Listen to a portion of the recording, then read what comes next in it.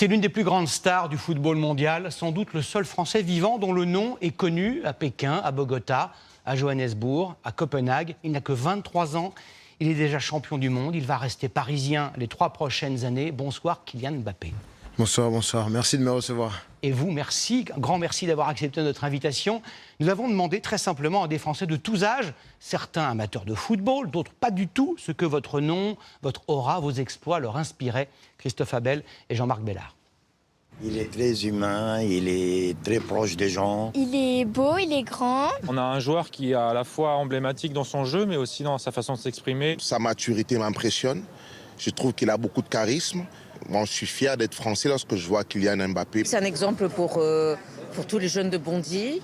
C'est un type formidable. C'est forcément un exemple pour les jeunes qui rêvent de vivre une carrière comme lui. Ah, que de compliments, on vous voyait dans la petite lucarne. Vous avez compris la folie qui s'est emparée de votre finalement non-transfert au Real Madrid. Il y a un animateur assez drôle a dit « On va quand même pas déplacer la Tour Eiffel de Paris à là-bas ». Ça veut dire qu'il y a Mbappé, c'est un monument, c'est quelque chose qui ressemble à quelque chose de profondément français. Oui, parce que je suis français. Voilà, comme j'ai dit à propos de ce nouveau contrat, c'est aussi une reconnaissance. Une reconnaissance à mon club, le Paris Saint-Germain, mais également à mon pays, parce que voilà, je représente l'équipe nationale aussi, et à l'ensemble des supporters, l'ensemble des fans, l'ensemble des Français. Donc ça fait vraiment plaisir de recevoir toute cette affection, et j'essaye au quotidien de la rendre. Alors, il s'est passé quelque chose d'assez fou, vous allez me dire si c'est vrai ou pas. On sort du football, il paraît que 2 présidents de la République, Nicolas Sarkozy et l'actuel président Emmanuel Macron, vous ont appelé, enfin vous ont contacté pour dire Kylian, j'ai un conseil à vous donner. Enfin, qu'est-ce qu'ils vous ont dit? Non, on a échangé. On a échangé. C'est vrai que le président aime le foot. Monsieur Sarkozy aussi. Et il vient souvent au Parc des Princes. Donc on a beaucoup échangé sur cette éventualité de continuer à Paris ou de partir à Madrid. Et ils m'ont fortement reconseillé de continuer dans mon pays, de continuer encore un peu à écrire l'histoire du Paris Saint-Germain. Mais avant tout, c'était quand même ma décision et je l'ai prise personnellement. Et donc je suis content de ce choix-là.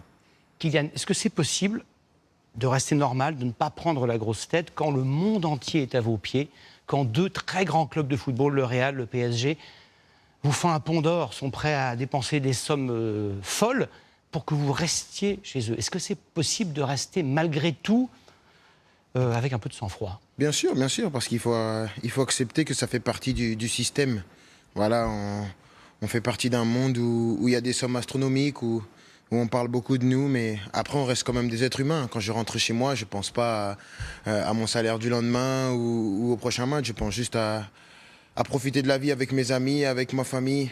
C'est le plus important, de profiter de l'instant présent. Après, bien sûr que quand on ressort, on a des responsabilités, on a des droits, mais on a aussi des devoirs en tant que personnalité publique. Donc ça fait partie du travail, on va dire. Est-ce que c'est un piège, le bling-bling, la surabondance de plein de choses, l'adulation? Je sais que vos parents, non pas sévères, mais ils vous ont éduqué d'une manière très droite. Est-ce que ces conseils-là sont précieux? Est-ce que vous pensez à eux quand vous êtes sursollicité, en disant « je pense que ça n'aurait pas plu à mon père ni à ma mère ». Bien sûr, c'est important. Après, ça, c'est un domaine différent. C'est l'éducation. J'ai reçu une éducation, voilà, j'essaye de l'appliquer. C'est comme quelque chose que j'emmène dans mon bagage partout où je vais. Après, je me suis fait ma propre expérience aussi. J'ai fait des erreurs dans le passé et je vais continuer à en faire parce que ça fait partie de l'apprentissage. Du moment qu'on ne sort pas trop de la route, il n'y a pas de problème. Mais je pense que je suis encore jeune et je vais apprendre pas mal de choses encore.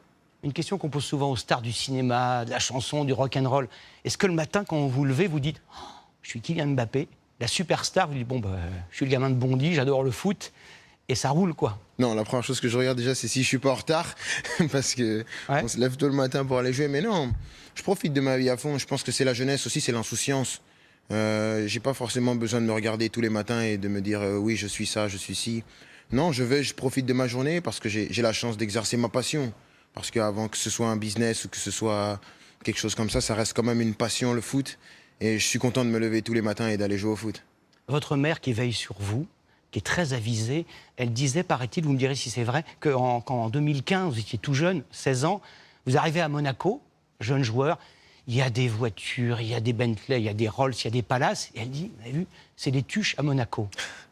Oui, parce que On venait de la région parisienne. Voilà, on n'avait pas l'habitude de ce monde-là. C'était un bouleversement pour moi d'arriver à Monaco, mais je pense que ça a été la meilleure décision possible. Parce que j'ai appris énormément de choses là-bas. J'ai appris une nouvelle manière de voir la vie. J'ai grandi pas seulement en tant que joueur, en tant qu'adolescent. À cette époque-là aussi, j'ai vraiment grandi. Et c'est pour ça que je garde toujours des souvenirs indélébiles de mon passage à Monaco. C'est possible, pour revenir à cette question, c'est possible de mener une vie normale, une vie sentimentale, amicale, avec des copains, quand vous avez des gardes du corps tout le temps derrière vous, vous allez manger un morceau avec des camarades, il faut fouiller le restaurant avant, on dirait un chef d'État, parfois. Non, et ça demande de l'adaptation. Bien sûr que c'est pas une vie totalement normale, mais pour moi, je trouve qu'elle est normale. Peut-être parce que j'ai pris l'habitude, mais je fais rien de spécial. J'essaie de mener la vie la plus simple possible parce que déjà, au football, notre vie, elle est pas simple. Donc si en dehors aussi, elle est compliquée, ça va pas le faire. Donc j'essaie de simplifier ma vie au maximum en dehors du foot. Il y a une photo, donc je crois avoir le souvenir, vous êtes tout gamin et un poster de Cristiano Ronaldo dans votre chambre, je crois, et vous dites à votre père, j'ai envie de révolutionner le foot, j'adore ce jeu, j'aimerais bien être le meilleur footballeur du monde un jour. Vous l'avez dit ou pas? Vous avez le souvenir de ça? Ouais, mais j'étais pas le seul enfant à vouloir être le meilleur joueur du monde. Tous les enfants rêvent. Mais vous d'être le l'êtes, meilleur joueur. la petite différence quand même. Oui, bien sûr, j'ai eu de la chance, j'ai fait les bonnes rencontres. Je pense que c'est important aussi, j'ai toujours été bien guidé, bien accompagné. Et je pense que c'est ce qui fait une grosse partie de ma réussite aussi, parce que je pense qu'il y a beaucoup de joueurs qui sont talentueux, mais qui n'ont pas eu la chance d'avoir le même accompagnement que j'ai eu.